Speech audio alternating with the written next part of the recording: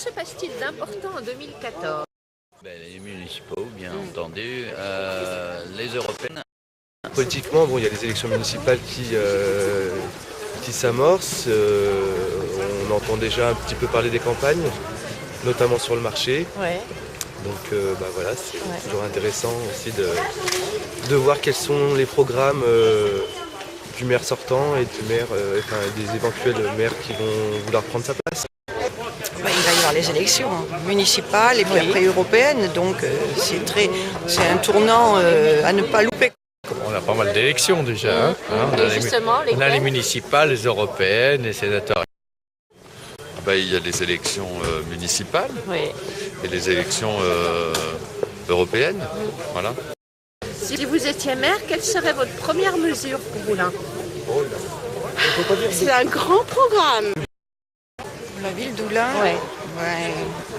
rendre l'habitat accessible à tout le monde. Ce qui m'intéresse notamment, c'est l'accès au logement et puis faire en sorte de pouvoir faire bénéficier aux Oulinois de logements salubres. C'est probablement dans le sens un peu économique. Il y a le quartier de la Soleil à développer et l'arrivée des entreprises nouveaux qui peuvent peut-être nous apporter quelques sous dans la caisse de la ville. D'offrir en proximité de Lyon, comme ça, un lieu en effet qui serait une sorte de terre d'asile pour des artistes. Le vélo, pour moi, c'est important. On est une famille de vélo, on utilise tout le temps, tous les jours pour faire des trajets. Je mettrai la culture en avant. Parce que la culture, c'est fédérateur. Qu'évoque pour vous la parité? C'est l'égalité, le plus d'égalité entre les hommes et les femmes, que ce soit au niveau de l'emploi, au niveau des droits pour les enfants aussi. La parité, ça, une grosse question. Moi, je suis pour que la femme soit l'égale de l'homme, totalement. La parité. Parité homme-femme, parité égalité des chances pour tout le monde.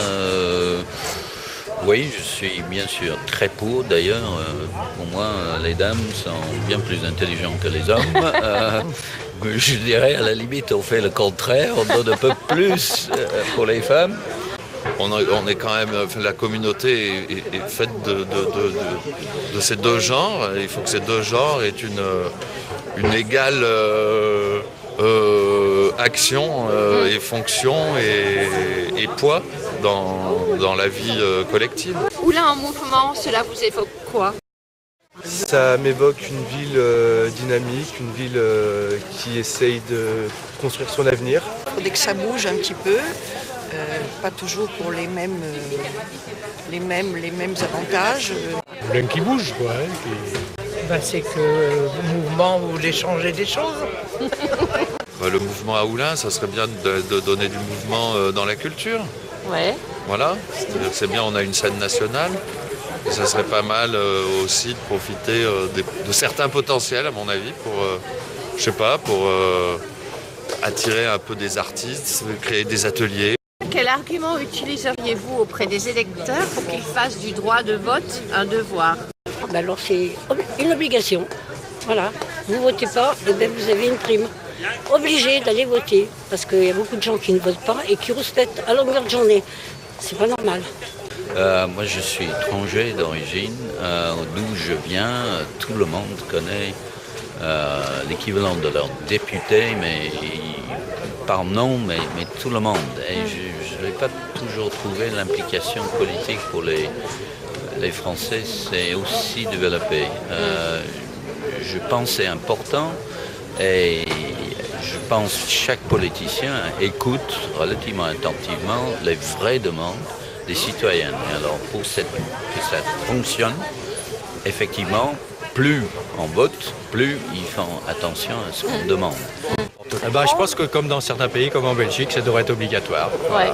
Et comment le rendre obligatoire? Peut-être le mettre en semaine plutôt que le mettre le week-end, le dimanche, et que ça soit pris sur le temps de travail, comme c'est fait dans certains pays. Je sais pas, l'autre jour j'étais derrière une voiture, je sais plus, je crois que c'était la Poste, et il y avait un slogan « Je roule pour ma planète ». Et je trouvais que le slogan commençait mal. On roule pas pour sa planète, on roule pour la planète. Donc